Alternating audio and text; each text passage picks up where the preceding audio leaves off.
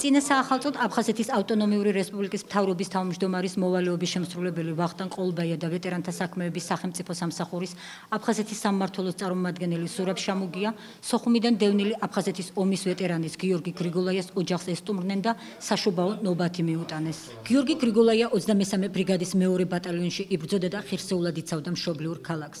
საომარი მოქმედებების დროს დაიჭრა და მას შემდეგ პირველი ჯგუფის ინვალიდია. აფხაზეთის ომის შემდეგ საკუთარი კუთხის მონატრებითა და იქ დაბრუნების სურვილით მეუღლესთან და ნათესავებთან ერთად თბილისში ცხოვრობს.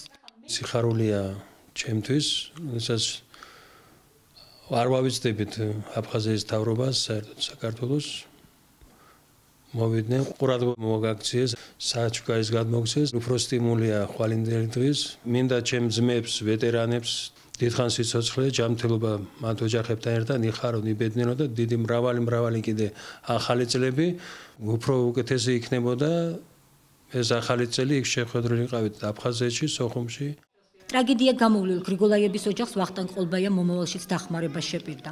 სტუმრებმა მასპინძლებს შობა ახალი წელი მიულოცეს და საუკეთესო სურვილებით დაემშვიდობდნენ. ერთ-ერთი ღირსეული ოჯახია, მან ყველაზე ძირფასი თავისი ჯანმრთელობა შეწერა მომს და მე მინდა მას მადლობა ვუთხრა იმისათვის, რომ მან ეს გააკეთა უკმანოდ ყოველგვარი დაფიქრების გარეშე.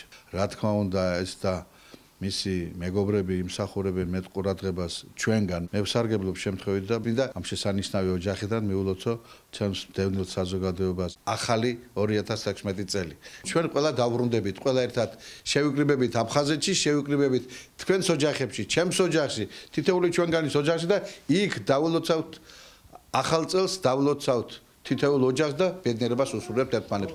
ღმერთმა გვისმინოს, გილოცავთ.